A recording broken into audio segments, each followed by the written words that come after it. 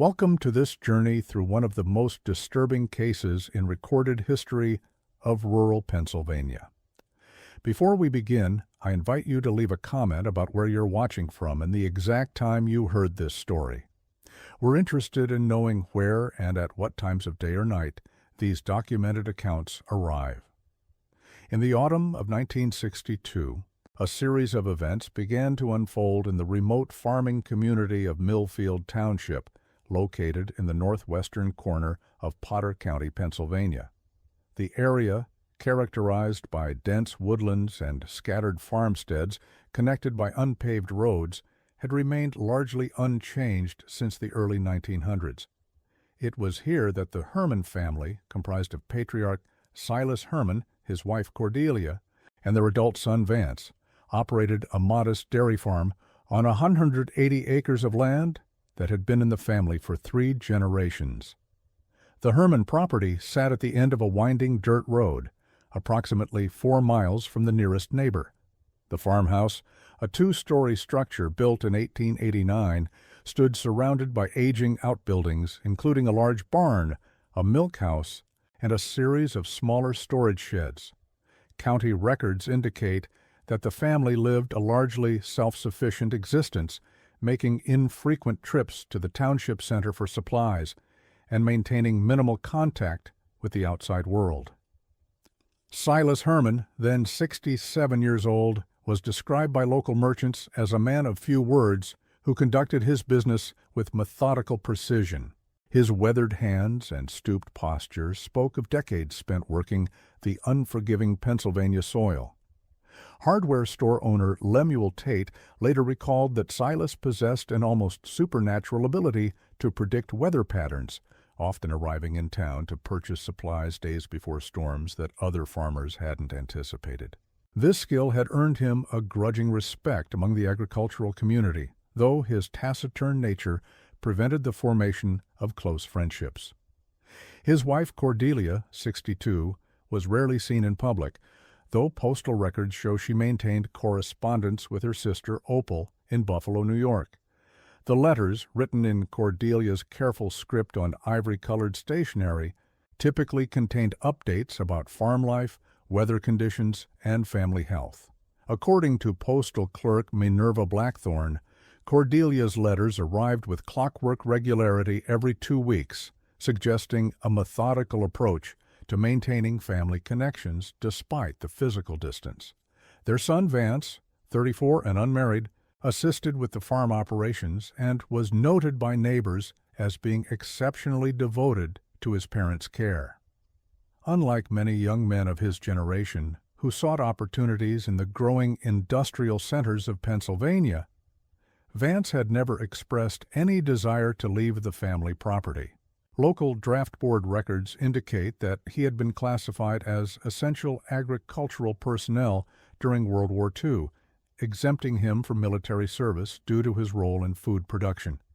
Dr. Ephraim Caldwell, who had been making rounds to rural properties in Potter County since 1947, maintained detailed notes about his interactions with the Herman family over the years.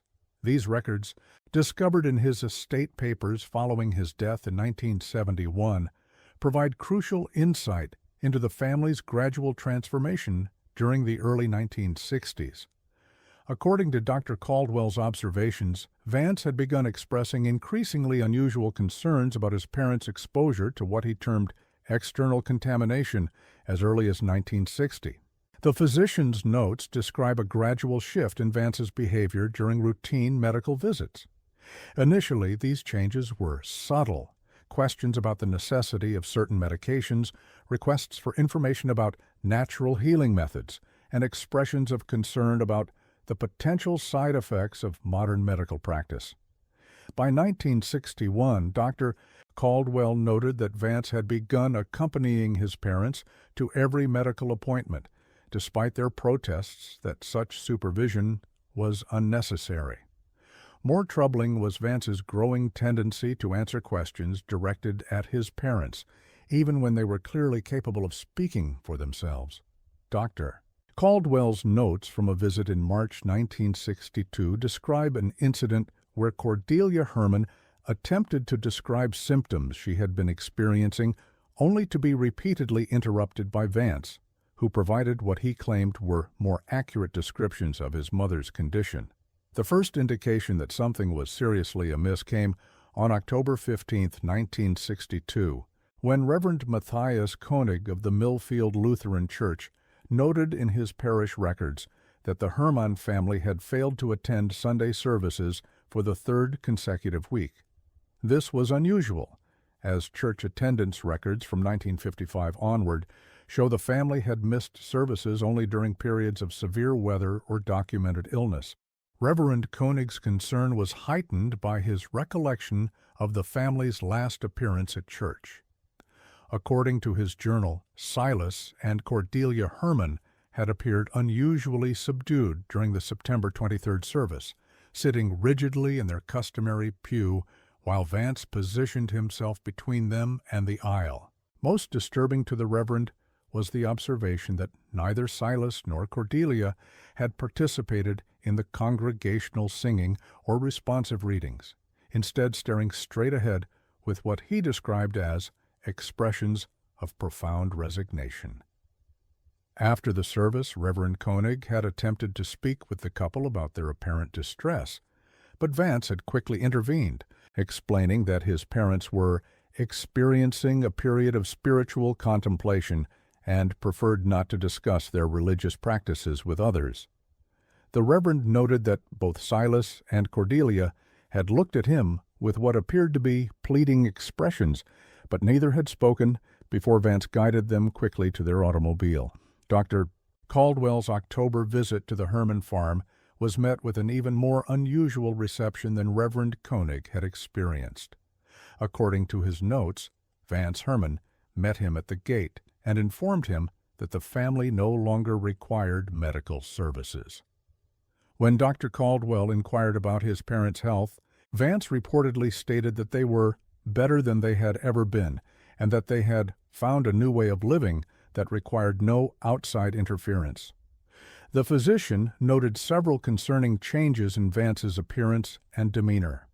The younger Herman had lost considerable weight since the previous visit, and his typically well-groomed appearance had deteriorated significantly. His clothing hung loosely on his diminished frame, and his hair appeared unwashed and unkempt. Most notably, Dr. Caldwell wrote, Vance's eyes held a quality of intense focus that seemed to look through rather than at the person he was addressing. When Dr. Caldwell pressed to see Silas and Cordelia personally, Vance became agitated for the first time during their conversation. He insisted that his parents were engaged in important work and could not be disturbed. When the physician explained that he had medical obligations to ensure his patient's welfare, Vance's response was both surprising and disturbing. He produced a handwritten document signed by both his parents, formally releasing Dr. Caldwell from any medical responsibility for their care, and requesting that all future visits be discontinued. The signatures on the document appeared authentic to Dr. Caldwell, though he later noted that the handwriting seemed unusually shaky, particularly in Cordelia's case. When he asked to speak with his former patients to confirm their wishes personally, Vance became increasingly defensive, eventually asking the physician to leave the property. Dr. Caldwell complied with this request, but noted in his records that he intended to monitor the situation and potentially contact county authorities if his concerns persisted. As autumn progressed into winter, the Herman family's isolation deepened in ways that became increasingly apparent to the small community around them.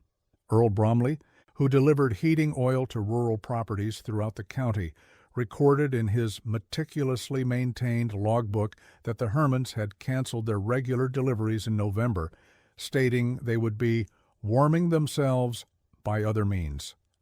This decision was particularly puzzling given that the family had always maintained a substantial oil furnace for heating their large farmhouse during Pennsylvania's notoriously harsh winters. Bromley's records show that the Herman family had been reliable customers since 1954, typically ordering heating oil deliveries every 3 weeks during the winter months. Their consumption patterns had remained remarkably consistent over the years, suggesting a household that maintained comfortable living temperatures throughout the cold season. The sudden cancellation of these services, especially given the approach of what meteorologists were predicting would be a particularly severe winter, struck Bromley as highly unusual. When Bromley attempted to confirm the cancellation by visiting the property in person, he encountered Vance Herman working in the farmyard, engaged in what appeared to be the systematic dismantling of farm equipment. Large pieces of machinery that had been essential to the farm's operation were being methodically taken apart, with usable metal components being sorted into carefully organized piles. When Bromley inquired about the heating oil cancellation, Vance explained that the family had discovered more efficient methods of maintaining warmth and would no longer require outside fuel supplies. More disturbing to Bromley was Vance's physical appearance, which had continued to deteriorate since Dr. Caldwell's October visit. The man who had once been known for his robust health and strong physical presence now appeared gaunt and hollow-eyed. His movements seemed deliberately controlled, as if he were concentrating intensely on every action. Most unnervingly, Vance's speech patterns had changed dramatically, becoming formal and measured in a way that seemed artificial and rehearsed.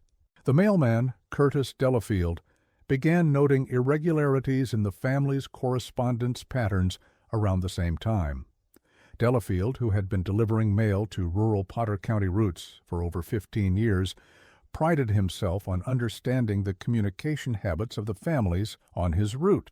The Hermans had always been predictable in their mail patterns: weekly deliveries of farm supply catalogs, monthly bank statements, and the regular correspondence between Cordelia and her sister in Buffalo.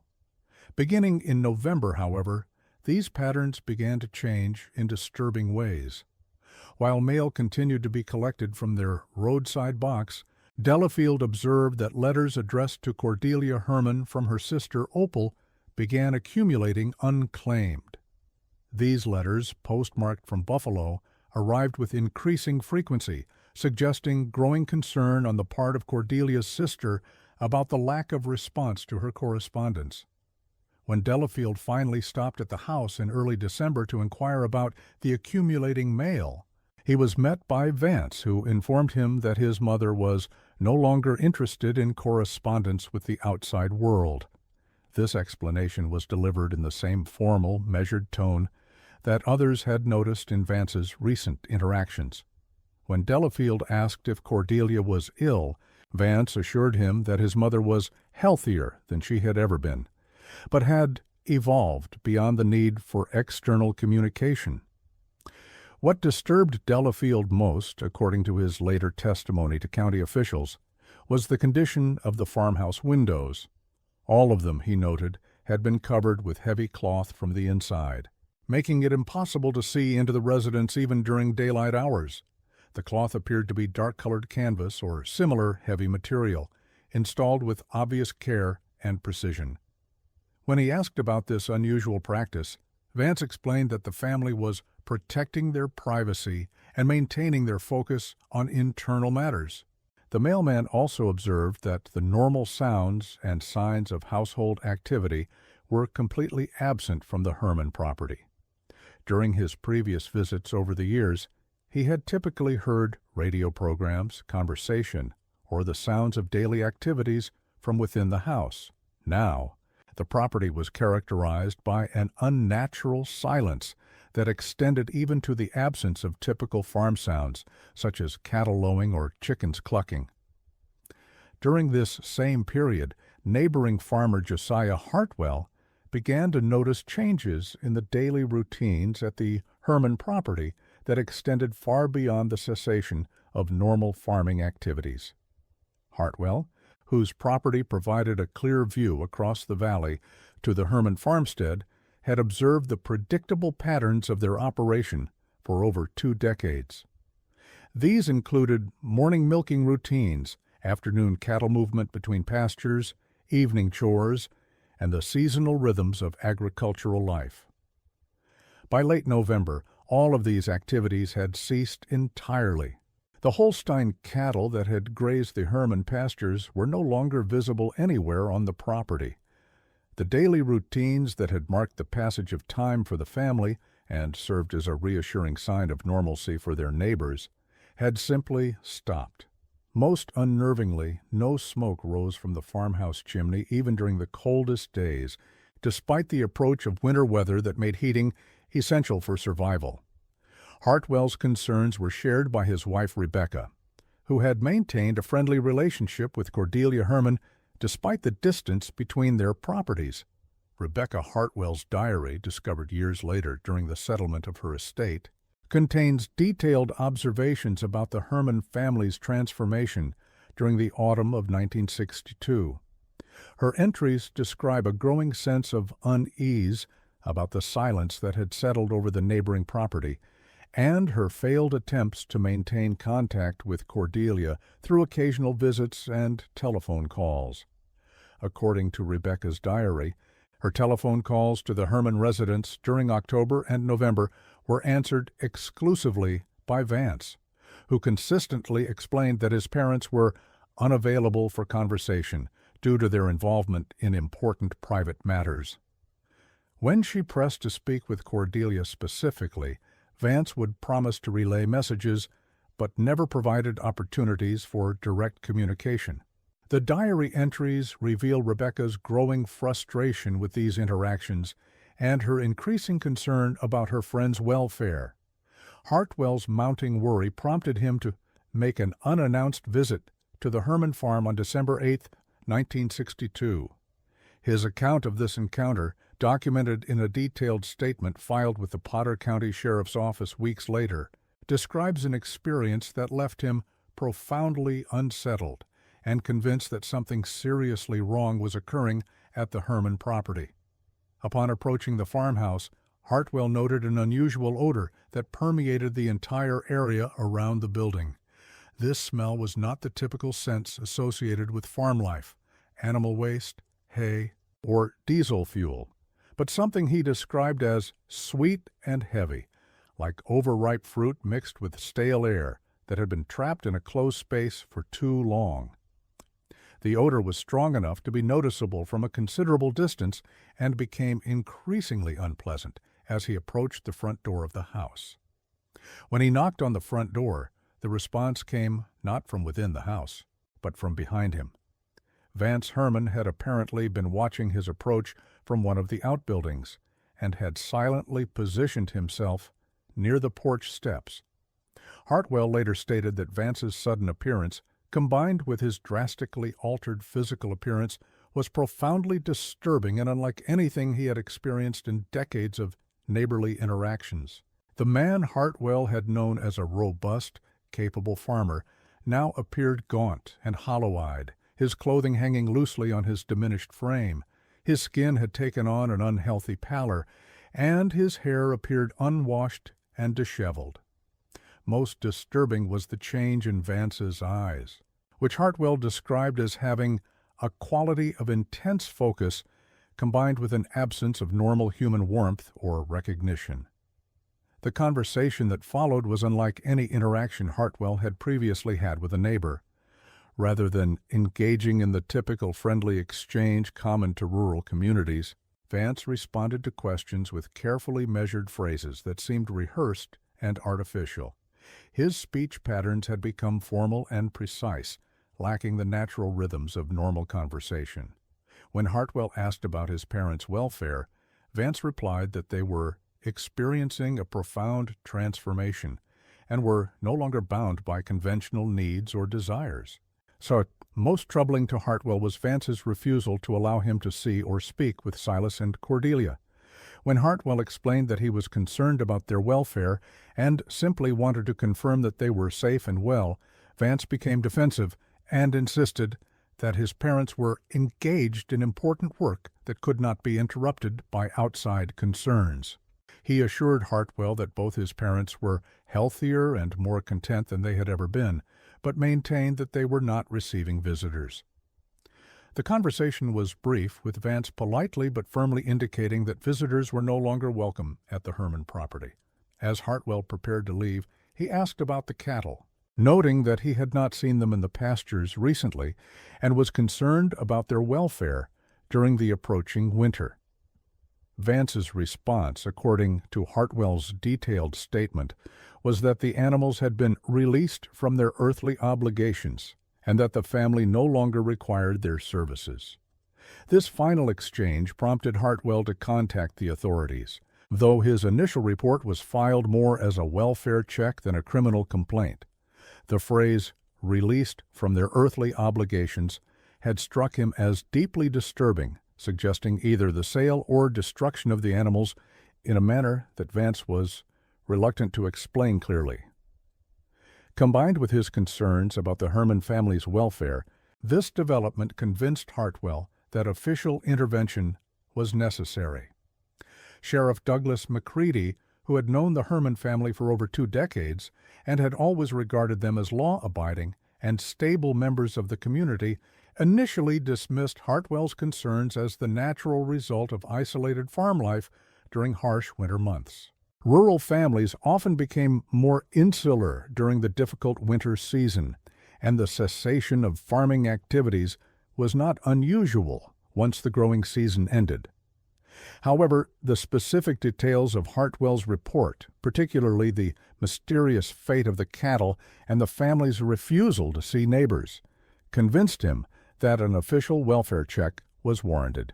Sheriff McCready's visit to the Herman farm on December 14, 1962, marked the beginning of what would become one of Potter County's most thoroughly documented, yet ultimately inexplicable investigations. The sheriff's official report, filed the following day and later supplemented with additional observations, describes arriving at the property during early afternoon to find conditions that differed markedly from his expectations based on previous visits to the farm. The farmyard presented an appearance of unusual organization that immediately struck the sheriff as significant. Tools and equipment that typically remained scattered about a working farm had been arranged in precise geometric patterns throughout the yard. Plows, harrows, and other large implements were positioned at exact intervals, creating linear arrangements that served no apparent agricultural purpose. Smaller tools, hammers, wrenches, and hand implements were organized into elaborate spiraling patterns that demonstrated considerable time and effort in their creation. The farmhouse itself presented an almost institutional appearance that contrasted sharply with the typical domestic character of rural residences.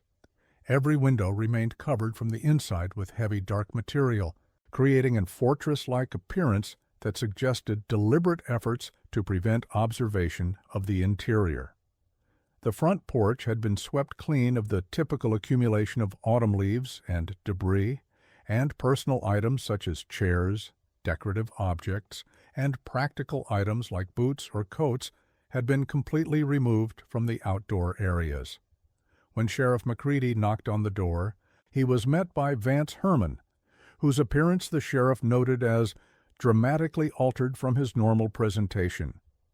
In his detailed report, McCready described Vance as having lost significant weight, with sunken cheeks and prominent cheekbones that gave his face a skull-like appearance.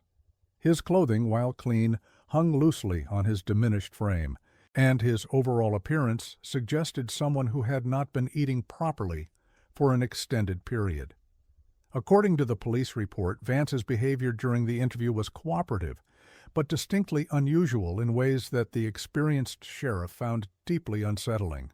Vance spoke in measured tones with lengthy pauses between sentences, as if carefully considering each word before speaking.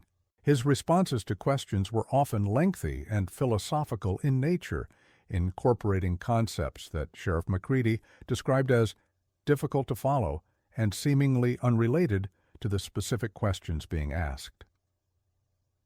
When Sheriff McCready asked about the welfare of Silas and Cordelia Herman, Vance's response was both detailed and disturbing. He explained that his parents were engaged in important work that could not be interrupted, and assured the sheriff that they were both healthy and content in ways that transcended conventional understanding. When pressed for more specific information about their physical condition and daily activities, Vance stated that they had evolved beyond the need for outside validation and would not be receiving visitors under any circumstances. The sheriff requested to see Silas and Cordelia Herman personally, citing standard procedure for welfare checks involving elderly residents. Vance's response, according to the detailed police report, was that his parents had transcended the need for outside validation and would not be available for interviews. When Sheriff McCready explained that he was legally obligated to confirm the welfare of all residents, Vance offered to relay any specific questions the sheriff might have, but maintained that direct contact was not possible due to the sensitive nature of their current activities. Most disturbing to Sheriff McCready was the complete absence of normal household sounds during his 30-minute visit. Throughout his career in law enforcement, he had conducted hundreds of welfare checks and home visits, and he was accustomed to the typical sounds of daily life: conversation, radio, or television programs, footsteps, or the routine noises of household activities.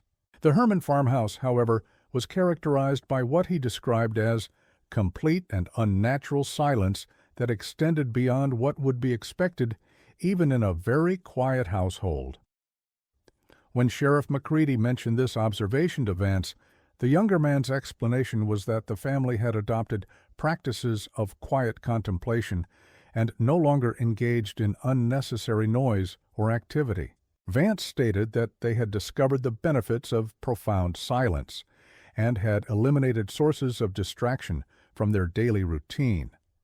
When asked whether this meant his parents were ill or incapacitated in some way, Vance assured the sheriff that they were more vital and aware than they had ever been, but had simply chosen a lifestyle that differed from conventional expectations. The sheriff's report also notes several physical details about the property that suggested significant changes in the family's living arrangements. The visible portions of the house's interior, glimpsed through the briefly opened front door, appeared to be largely empty of furniture and personal belongings. What little could be seen suggested that the normal contents of the house had been either removed or extensively rearranged. The walls appeared bare, and the floors were visible without the rugs or furniture that would typically be expected in a family residence. Sheriff McCready concluded his visit with the understanding that while no evidence of criminal activity was immediately apparent, the circumstances warranted continued monitoring. He scheduled a follow-up visit for the following week, explaining to Vance that the county had an obligation to ensure the welfare of all residents, particularly elderly individuals who might be vulnerable to neglect or abuse. Vance agreed to this arrangement, though he maintained that his parents would not be available for direct contact. This scheduled follow-up visit would never take place due to events that transpired in the intervening days. However, Sheriff McCready's detailed report of his December 14th visit would prove crucial to the subsequent investigation, providing the most complete first-hand account of conditions at the Herman property before the final tragedy unfolded. On December 18, 1962, a severe winter storm moved through Potter County, bringing nearly 18 inches of snow and temperatures well below freezing. The storm, which meteorologists later classified as one of the most severe of the winter season, knocked out telephone and power lines throughout the rural areas, leaving many farms isolated for several days. Emergency services were severely hampered by the weather conditions, and many outlying properties became completely inaccessible until road crews could clear the accumulated snow. It was during this period of enforced isolation that the final documented contact with the Herman family occurred. Curtis Delafield, the mail carrier, who had been monitoring the family's unusual correspondence patterns, noted in his route log that while most rural deliveries were suspended due to road conditions, he was able to reach the Herman mailbox on December 20th, using a modified sled route that allowed him to traverse the snow-covered roads. What Delafield found at the Herman mailbox challenged his understanding of the family's circumstances and added a new dimension of mystery to their increasingly strange behavior. Instead of the usual accumulation of undelivered mail that he expected to find after several days of suspended service, the box contained a single envelope addressed to the Administrative Office of Potter County, written in what he recognized as Vance Herman's distinctive handwriting. The letter, which became a crucial document in the subsequent investigation, was written on Herman family letterhead and dated December 19, 1962. The content was brief but explicit in its implications, stating, "The undersigned hereby formally requests that all governmental services, mail delivery, and official contact with the Herman family property be permanently discontinued. We have completed our transition and no longer require connection to external systems. Please update your records accordingly and respect our decision to maintain complete independence from outside interference." The letter was signed by all three family members, though handwriting analysis later conducted by state authorities would raise serious questions about the authenticity of the signatures attributed to Silas and Cordelia Herman. While Vance's signature appeared consistent with previous examples of his handwriting, the signatures of his parents showed characteristics that suggested either extreme physical distress or possible forgery. The letters were shaky and irregular, lacking the smooth, confident strokes that characterized their previous correspondence. When County Administrator Harold Wickham received the letter on December 22nd, he immediately contacted Sheriff McCready to discuss the appropriate response. Both men agreed that while the request was highly unusual, it did not necessarily constitute grounds for immediate intervention. Rural families had the legal right to refuse government services, and there was no explicit evidence of criminal activity. However, they decided to make one final welfare check after the storm conditions cleared, both to ensure the family's safety during the severe weather and to confirm their intentions regarding the cessation of services. The decision to delay this final welfare check would prove to have tragic consequences. The scheduled visit never occurred as planned due to events that transpired during the early morning hours of December 23, 1962. At approximately 4:30 a.m., a fire broke out at the Herman farmhouse under circumstances that would puzzle investigators for years to come. The flames were first observed by Josiah Hartwell, who was awakened by an unusual brightness visible through his bedroom window. Looking across the valley toward the Herman property, he could see that the farmhouse was fully engulfed in flames that rose high into the winter sky. The intensity of the fire was remarkable, particularly given the cold, snowy conditions that would normally inhibit rapid flame spread. Hartwell immediately contacted the volunteer fire department, though he recognized that the challenging road conditions would significantly delay any emergency response. Fire Chief Raymond Ostler's incident report describes the emergency response as hampered by both weather conditions and the remote location of the Herman property. The volunteer firefighters, traveling on roads that were barely passable, despite snow removal efforts, required over an hour to reach the scene. By the time they arrived, the farmhouse was fully engulfed, and the fire had spread to several of the outbuildings, creating a massive conflagration that was visible from miles away. The intensity and speed of the fire's spread struck the responding firefighters as unusual, particularly given the winter conditions and the age of the wooden structures involved.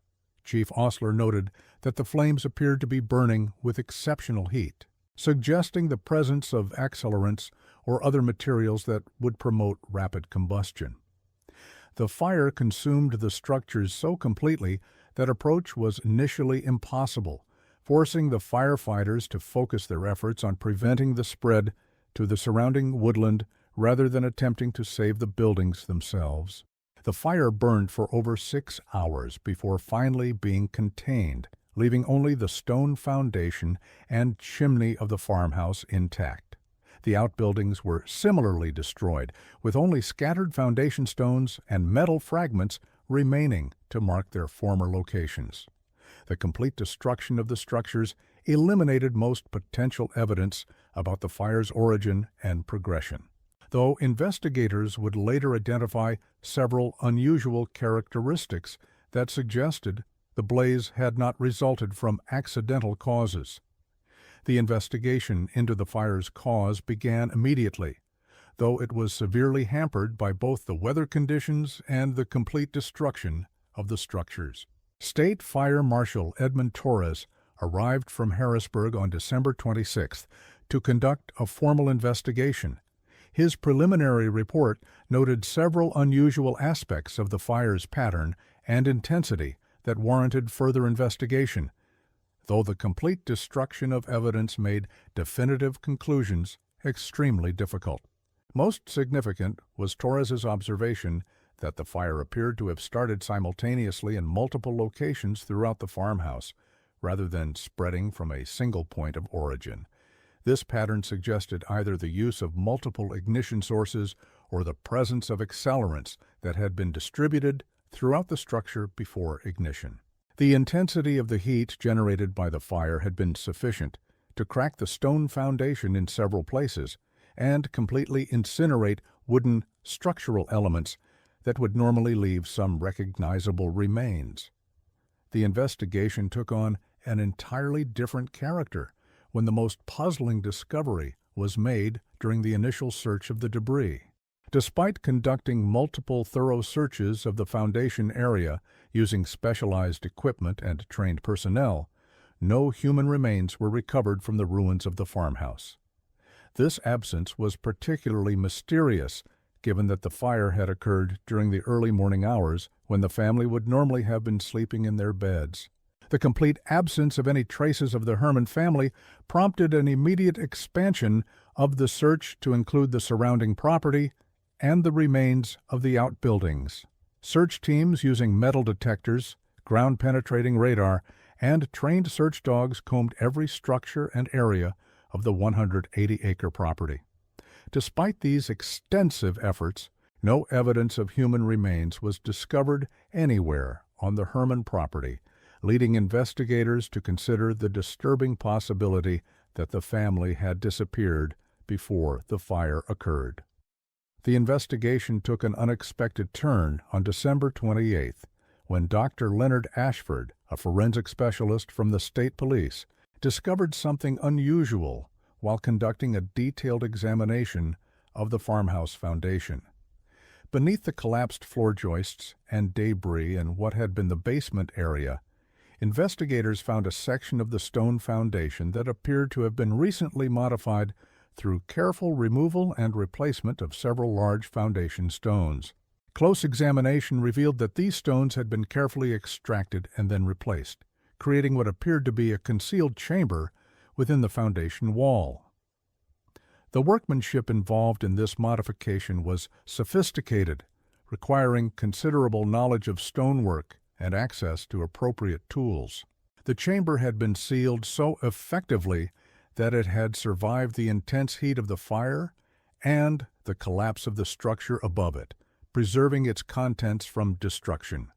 When this hidden space was carefully opened, investigators discovered a collection of personal belongings and documents that would provide crucial insight into the Herman family's final months. The cache was remarkably well preserved, suggesting that it had been specifically designed to protect its contents from fire, water damage, or other environmental threats. The items within were carefully organized and appeared to have been placed there with considerable deliberation and planning.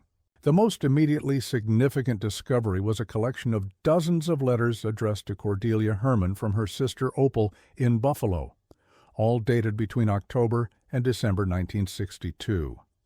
These letters had clearly been opened and read, but none had been answered, confirming the postal carrier's observations about the accumulation of undelivered mail.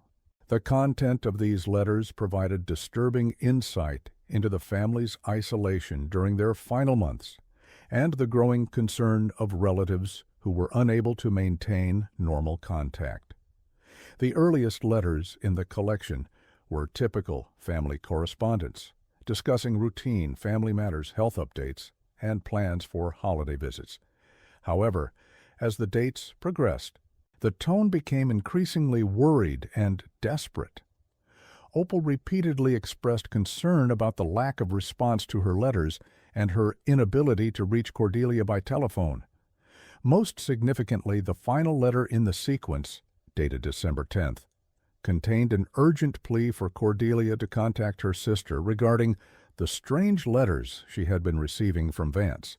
These letters referenced by Cordelia's sister were also found in the hidden chamber, providing investigators with direct evidence of Vance Herman's mental state during the weeks leading up to the family's disappearance.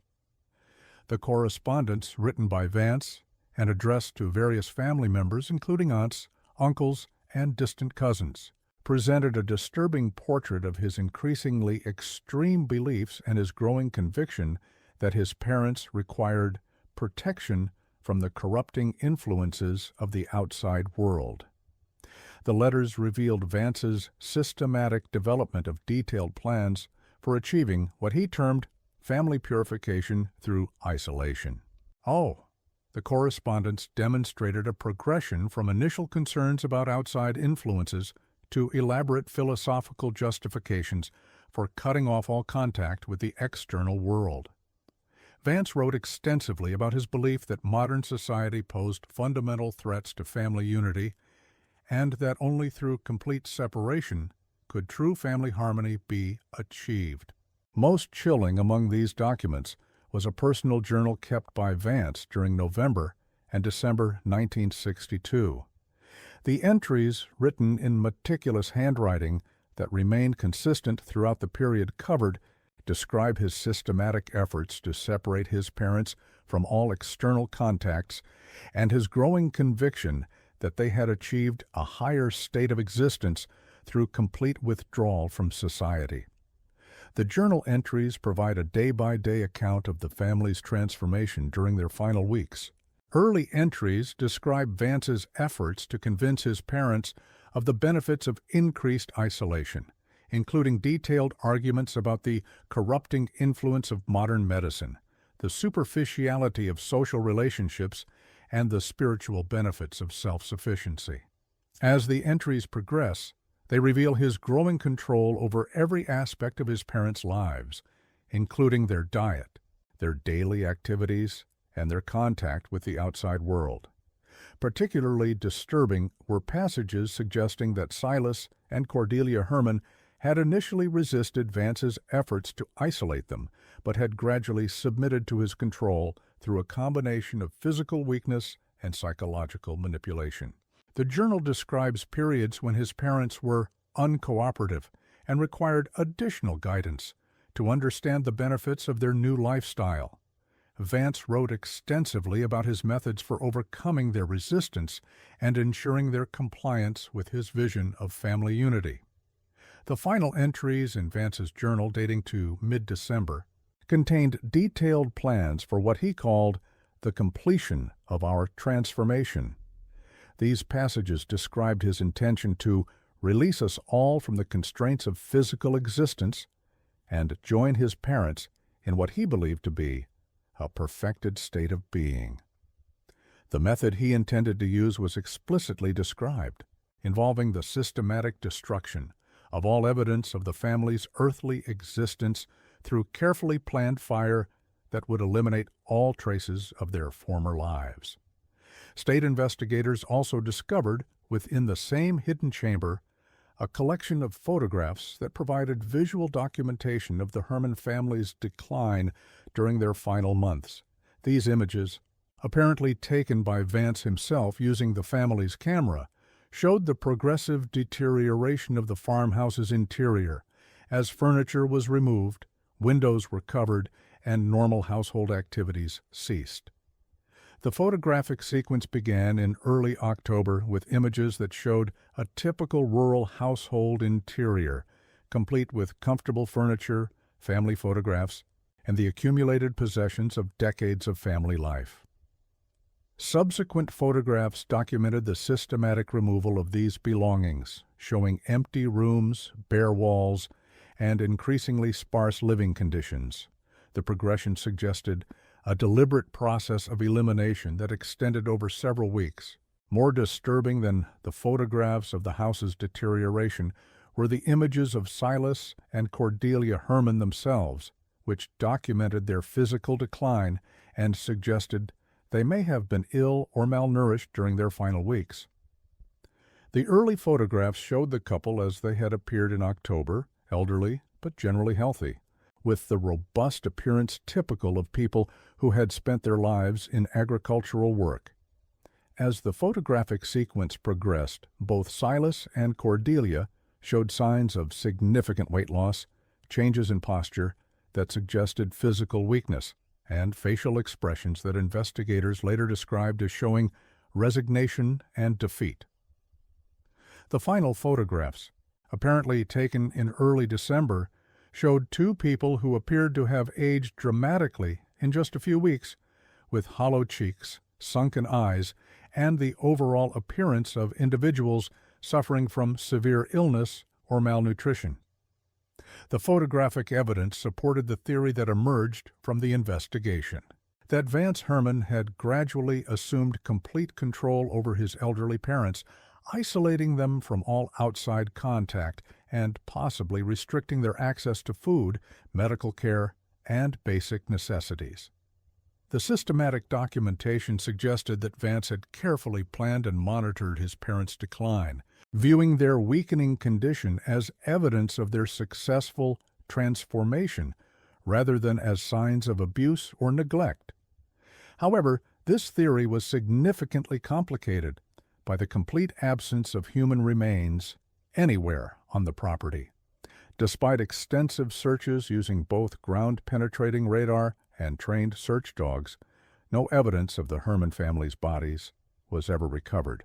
This absence led to speculation that Vance had disposed of his parents' remains elsewhere before destroying the farmhouse, though no evidence supporting this theory was ever discovered despite exhaustive searches of the surrounding area. The investigation continued for several months, expanding to include detailed searches of the surrounding woodland, interviews with distant relatives, and comprehensive analysis of financial records. Bank documents revealed that Vance had systematically liquidated the family's assets during the fall of 1962, including the sale of their dairy cattle to buyers from neighboring counties. The proceeds from these sales, which totaled several $1,000s, had been withdrawn in cash during November, and this money was never recovered or traced.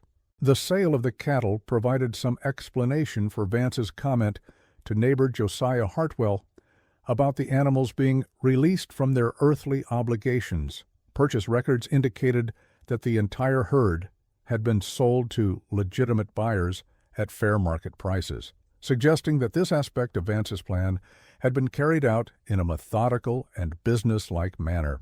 However, the buyers later reported that Vance's behavior during the transactions had been unusual, with lengthy philosophical discussions about the relationship between humans and animals that struck them as strange, but not necessarily alarming. Perhaps the most disturbing discovery came in March 1963, when spring flooding exposed additional evidence in a creek bed approximately 2 miles from the Herman property. State police recovered a waterlogged leather satchel containing more of Vance Herman's writings, including what appeared to be detailed instructions for achieving family unity through coordinated departure. These documents, written in the same meticulous handwriting as his journal, suggested that Vance's plans had been even more elaborate than initially suspected. The recovered documents included detailed diagrams of the farmhouse interior, showing the locations where accelerants should be placed to ensure complete destruction of the structure. The plans demonstrated considerable knowledge of fire behavior and building construction, suggesting that Vance had researched fire-setting techniques extensively before implementing his final plan.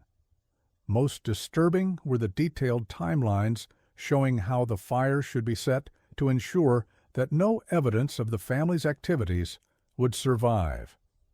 The satchel also contained correspondence between Vance and several individuals whose identities were never fully established. These letters discussed philosophical concepts related to family loyalty, rejection of societal norms, and the achievement of perfect unity through shared sacrifice.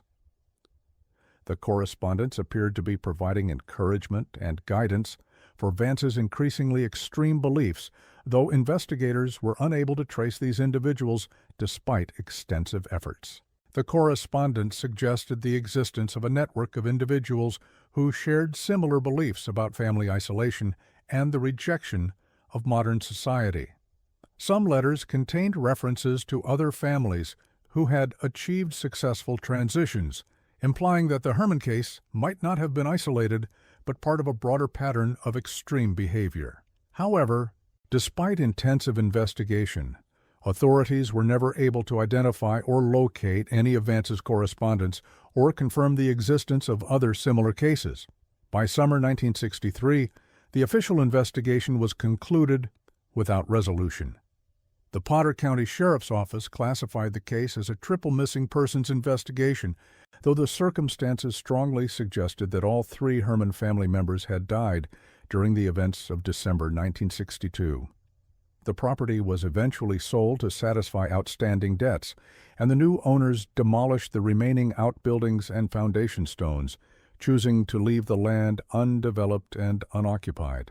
The case attracted the attention of several academic researchers during the mid-1960s. In 1965, a graduate student from Pennsylvania State University named Margaret Thornfield conducted extensive research on isolated rural families for her thesis in sociology. During her work, she discovered additional documents related to the Herman case in the archives of the Potter County Historical Society that had not been examined during the original investigation. These materials included correspondence between Vance Herman and a physician in Philadelphia who specialized in what were then termed alternative therapeutic approaches to mental health treatment. The letters, dating from 1960 through 1962, revealed that Vance had been seeking treatment for what he described as intrusive thoughts about family protection that were interfering with his daily life and his relationships with his parents. The physician's responses, Dr. Cornelius Wyndham, while maintaining professional boundaries, appeared to encourage Vance's beliefs about the corrupting influence of modern society and the benefits of family isolation. The correspondence suggested that rather than providing conventional psychiatric treatment, Dr. Wyndham had reinforced Vance's existing beliefs and provided theoretical justification for his growing isolation from mainstream society. Most significantly, the correspondence revealed that Vance's extreme actions may have been influenced by formal therapeutic advice rather than representing purely delusional behavior. Dr. Wyndham's letters contained detailed discussions of family purification techniques and methods for achieving authentic family unity that bore striking similarities to the plans Vance eventually implemented. The discovery of this correspondence raised disturbing questions about the role of mental health professionals in potentially encouraging dangerous behavior in vulnerable patients. Margaret Thornfield's research also uncovered evidence that the Herman case was not entirely unique in the region. Her thesis documented several other instances of rural families in northwestern Pennsylvania who had withdrawn from community contact during the early 1960s, though none had resulted in disappearances or destructive outcomes. The pattern suggested the possibility of some form of organized movement promoting extreme family isolation, though Thornfield was unable to identify any central organizing force or ideology. The research revealed that between 1960 and 1963, at least 7 other rural families in Potter, McKean, and Forest counties had significantly reduced their community involvement, canceled essential services, and withdrawn from normal social relationships. While most of these families eventually reintegrated into their communities without incident, the pattern suggested that the ideas promoted by individuals like Dr. Wyndham may have had broader influence than initially suspected. The Pennsylvania State Police reopened their Herman investigation briefly in 1967, following reports from hunters who claimed to have discovered human remains in a remote section of the Susquehannock State Forest, approximately 15 miles from the original Herman property. The discovery prompted hopes that the missing family's fate might finally be determined, but forensic analysis determined that the remains were considerably older than the 1962 timeframe and were unrelated to the missing family. However, the investigation of these remains led to an unexpected discovery that added another layer of mystery to the Herman case. Archaeological examination of the site revealed evidence of a deliberately constructed burial chamber that contained the remains of multiple individuals, along with personal belongings and documents dating to the early 1900s. The site appeared to be related to a religious community that had operated in the area during the late 19th century. But the discovery raised questions about whether the Herman family might have been influenced by historical precedents for extreme isolation and family-centered religious practices. The final official document related to the Herman case was filed in 1968, when the Potter County coroner issued death certificates for all 3 family members, listing December 18, 1962 as the date of death and circumstances unknown as the cause. This administrative action closed the legal aspects of the case, though it provided no answers to the fundamental questions about what had actually occurred during the family's final months or what had become of their bodies. Local residents continued to report unusual occurrences near the former Herman property for several years after the fire. These reports included unexplained lights visible in the wooded area during winter months, strange odors detected by hunters and hikers, and the discovery of geometric patterns formed by arranged stones and branches in clearings throughout the surrounding forest. While these phenomena were never officially investigated, they contributed to persistent local folklore about the Herman family's fate and the possibility that some trace of their presence remained in the area. The discovery of these stone and branch arrangements was particularly puzzling, as they appeared to be created with considerable care and precision, suggesting human involvement rather than natural formation. The patterns were geometric in nature, typically featuring concentric circles or spiral designs that required significant time and effort to create.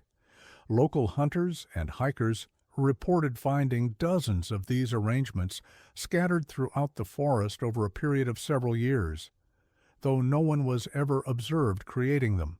In 1969, the academic journal Rural American Studies published a comprehensive article by Dr. Harold Wiseman of Temple University that analyzed the Herman case as an example of extreme social isolation in post-war rural communities.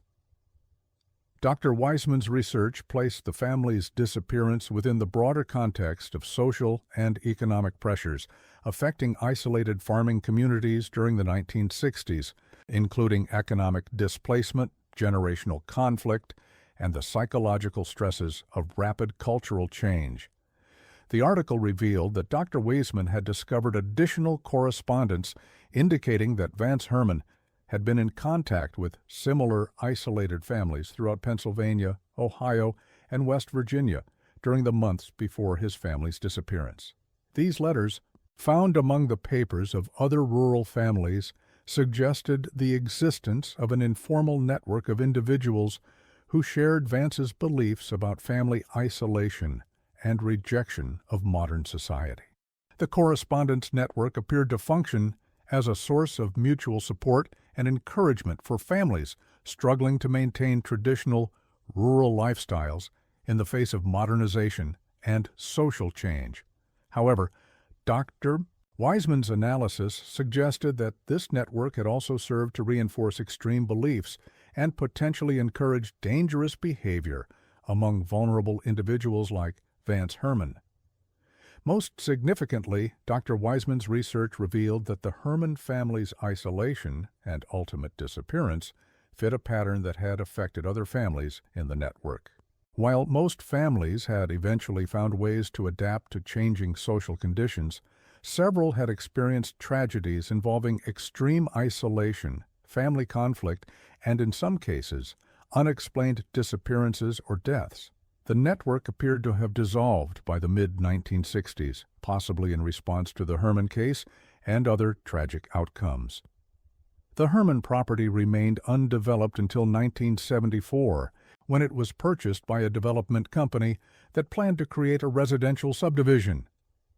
The developers believed that the rural location and natural beauty of the site would make it attractive to families seeking to escape urban areas. However, these plans were abandoned when construction workers reported finding additional evidence of the Herman family's activities buried throughout the property. The discoveries included dozens of hand-carved wooden markers arranged in complex patterns across the property, underground storage chambers containing preserved food supplies, and an elaborate network of underground tunnels connecting various points on the farmstead. These features appeared to have been constructed over a period of years, suggesting that the Herman family's preparations for isolation had begun long before their final tragedy. Most disturbing was the discovery of what appeared to be a ceremonial chamber constructed beneath the location where the barn had stood. This underground room had been carefully excavated and reinforced, creating a space approximately 12 feet square and 8 feet high. The chamber contained furniture from the farmhouse, including the Herman family's dining room table set with 3 place settings of their best china and silverware. Photographs and personal belongings were arranged around the room in patterns that suggested ritualistic significance, though the purpose and meaning of these arrangements were never determined. The chamber appeared to have been designed as a meeting place or ceremonial space, possibly related to the philosophical beliefs that had motivated the family's isolation. Most unnervingly, the arrangement suggested that the space had been prepared for some form of final ceremony or gathering that might have been related to their ultimate fate. The development company ultimately decided to abandon their plans and sold the property to the state government, which incorporated it into the Susquehannock State Forest. The underground chambers were sealed with concrete, and the area was designated as environmentally protected land, ensuring that future disturbance would be minimal. The decision to preserve the site in its natural state was influenced both by the historical significance of the events that had occurred there and by the practical difficulties of developing land with such extensive underground modifications. Today, the former Herman property exists as an unmarked section of state forest, accessible only by hiking trails that wind through the dense woodland of Potter County. The stone foundation of the farmhouse remains visible to visitors who know where to look, though it is gradually being reclaimed by vegetation and erosion. No official markers or signs commemorate the events that occurred there, and most visitors to the area are unaware of its history. The hiking trail that passes nearest to the former Herman property is designated as the Millfield Heritage Trail, though the interpretive materials focus on the area's natural history and wildlife rather than the human tragedy that occurred there. Park rangers occasionally encounter hikers who have heard stories about the Herman family and are seeking the location of their former home. But official policy discourages dwelling on the more disturbing aspects of the area's history. Local residents who remember the events of 1962 occasionally serve as informal guides for visitors interested in the Herman case, though these individuals are now elderly and their memories may be influenced by decades of retelling and speculation. The story has become part of local folklore, with various versions circulating that differ in significant details and often incorporate elements of supernatural explanation that were not part of the original investigation. The Herman family's disappearance remains officially unsolved, though the available evidence strongly suggests that Vance Herman orchestrated the deaths of his parents before taking his own life in the fire that destroyed their home. The absence of physical remains continues to complicate this conclusion, leaving room for alternative theories about the family's fate, though none of these alternatives are supported by substantial evidence. Perhaps the most troubling aspect of the Herman case is the evidence that Vance's extreme actions may have been influenced or encouraged by mental health professionals and other individuals who shared his beliefs about family isolation and social withdrawal. The correspondence discovered after the fire suggests the existence of a broader movement promoting these ideas, though the extent and influence of this movement remain unknown despite extensive investigation. The case also raises questions about the social and economic pressures that may have contributed to the Herman family's isolation and ultimate destruction. The decline of small-scale farming, the increasing urbanization of rural areas, and the changing social expectations of the 1960s all created stresses that particularly affected isolated rural families like the Hermans. These broader social forces may have created conditions that made extreme solutions appear attractive to individuals already predisposed to isolation and control. What happened to Silas, Cordelia, and Vance Herman during those final months of 1962 may never be fully understood. The evidence suggests a gradual descent into extreme isolation, control, and ultimately destruction, but the specific events that led to their disappearance remain largely a matter of speculation. The systematic destruction of evidence, combined with the absence of surviving witnesses, has ensured that many crucial details of their final weeks will never be known. The Herman case stands as a reminder of the potential for extreme behavior within seemingly ordinary families, and the difficulty of detecting and preventing such tragedies when they occur in isolated communities. It also illustrates the lasting impact that unexplained disappearances can have on rural communities, where the boundaries between fact and folklore often become blurred over time. The story continues to attract attention from researchers who study rural sociology, family dynamics, and unexplained disappearances. While the case file remains officially closed, the questions it raises about family isolation, social pressure, and the potential for extreme behavior within seemingly normal communities remain relevant to contemporary discussions about mental health, social intervention, and community responsibility. Academic interest in the case has continued into the present day, with several doctoral dissertations and research projects examining various aspects of the Herman family's story. These studies have focused on topics ranging from the psychology of family isolation to the social conditions that can contribute to extreme behavior in rural communities. However, none of this research has uncovered new factual information about the family's fate, and the basic mystery of their disappearance remains unsolved.